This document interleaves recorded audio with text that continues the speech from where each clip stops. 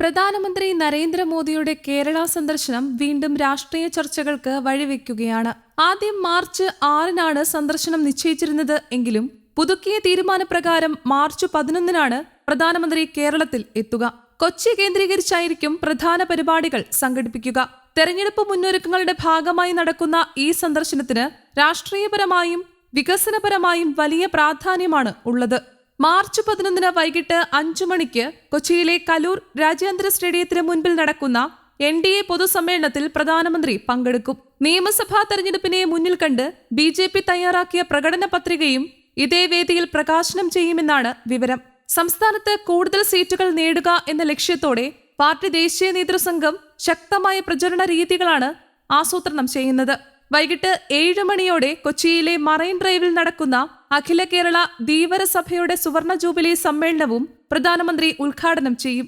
തൊഴിലാളി സമൂഹത്തോടുള്ള രാഷ്ട്രീയ സമീപനം ശക്തിപ്പെടുത്താനുള്ള ശ്രമത്തിന്റെ ഭാഗമായാണ് ഈ പരിപാടിക്ക് പ്രാധാന്യം നൽകുന്നതെന്നാണ് വിലയിരുത്തൽ. സംസ്ഥാനത്ത് ക്രൈസ്തവ സഭാ മേലധ്യക്ഷന്മാരുമായും മറ്റ് സാമുദായിക നേതാക്കളുമായും പ്രധാനമന്ത്രി കൂടിക്കാഴ്ച നടത്താൻ സാധ്യതയുണ്ടെന്ന സൂചനകളും പുറത്തുവരുന്നുണ്ട്. ന്യൂനപക്ഷ വോട്ട് ബാങ്കിലേക്ക് കടന്നു കയറാനുള്ള ശ്രമമായി ഇതിന് രാഷ്ട്രീയ നിരീക്ഷകർ വിലയിരുത്തുന്നു. പ്രധാനമന്ത്രിയുടെ സന്ദർശനത്തിനിടെ വിവിധ റെയിൽവേ പദ്ധതികളുടെ ഉദ്ഘാടനവും ശിലാസ്ഥാപനവും നിർവഹിച്ചേക്കുമെന്നാണ് റിപ്പോർട്ടുകൾ. കേന്ദ്ര സർക്കാരിന്റെ അമൃത് ഭാരത് സ്റ്റേഷൻ സ്കീം പദ്ധതിയുടെ ഭാഗമായി നവീകരിച്ച നിരവധി റെയിൽവേ സ്റ്റേഷനുകൾ ഉദ്ഘാടനം ചെയ്യുമെന്നാണ് പ്രതീക്ഷിക്കുന്നത്. സ്റ്റേഷനുകളുടെ അടിസ്ഥാന സൗകര്യങ്ങൾ മെച്ചപ്പെടുത്തുക, ആധുനിക സൗകര്യങ്ങൾ ഒരുക്കുക, യാത്രക്കാരുടെ സൗകര്യം വർദ്ധിപ്പിക്കുക എന്നിവയാണ് ഈ പദ്ധതിയുടെ പ്രധാന ലക്ഷ്യം. കേന്ദ്ര ബജറ്റിൽ കേരളത്തിനായി വലിയ പ്രഖ്യാപനങ്ങളൊന്നും ഉണ്ടായിരുന്നില്ല എന്ന വിമർശനം ഉയർന്ന സാഹചര്യത്തിൽ ഈ സന്ദർശനത്തിലൂടെ പുതിയ പദ്ധതികൾ പ്രഖ്യാപിക്കുമോ എന്ന പ്രതീക്ഷ സംസ്ഥാനത്ത് ശക്തമാണ്.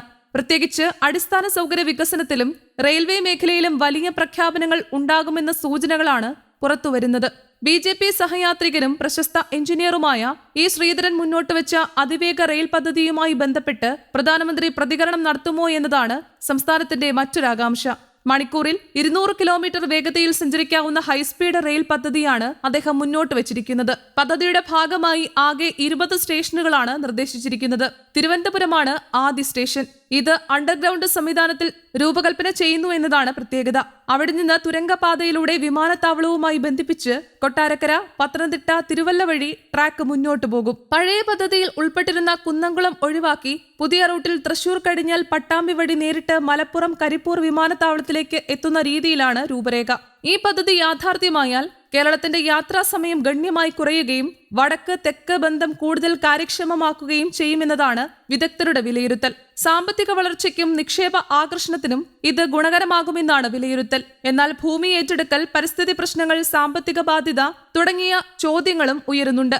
സംസ്ഥാനത്ത് ഇത്തവണ കുറഞ്ഞത് 30 സീറ്റുകളെങ്കിലും നേടുക എന്നതാണ് BJPയുടെ ലക്ഷ്യം. അതിനായി വികസനവും ദേശീയ നേതൃത്വത്തിന്റെ സ്വാധീനവും മുൻനിർത്തിയാണ് പാർട്ടി പ്രചരണം ശക്തമാക്കുന്നത്. പ്രധാനമന്ത്രിയുടെ സന്ദർശനം തെരഞ്ഞെടുപ്പ് മുന്നൊരുക്കങ്ങൾക്ക് ഉത്സാഹം പകരുമെന്നാണ് പാർട്ടി നേതൃത്വം കണക്കാക്കുന്നത്. കേന്ദ്ര സംസ്ഥാന ബന്ധം, വികസന രാഷ്ട്രീയവും സാമുദായിക സമവാക്യങ്ങളും എന്ന രീതിയിൽ ഈ സന്ദർശനം കേരള രാഷ്ട്രീയത്തിൽ നിർണായക ഘടകമാകാനിടയുണ്ട്. മാർച്ച് 11-നുള്ള പ്രഖ്യാപനങ്ങൾ എന്താകുമെന്നതും അതിവേഗ റെയിൽ പദ്ധതിയെക്കുറിച്ചുള്ള പ്രതികരണവും കേരളം ഉറ്റുനോക്കുകയാണ്. പശ്ചിമതീര കനാൽ പദ്ധതിയുടെ ഭാഗമായി ആക്കുളം മുതൽ ചേറ്റുവ വരെയുള്ള ജലപാതയുടെ ആദ്യഘട്ട ഉദ്ഘാടനം ഔദ്യോഗികമായി തുറന്നു. മാർച്ച് 11-നുള്ള പ്രഖ്യാപനങ്ങൾ എന്താകുമെന്നതും അതിവേഗ റെയിൽ പദ്ധതിയെക്കുറിച്ചുള്ള പ്രതികരണം ഉണ്ടാകുമോ എന്നതും കേരളം ഉറ്റുനോക്കുകയാണ്. News desk, Kerala Kaumudi.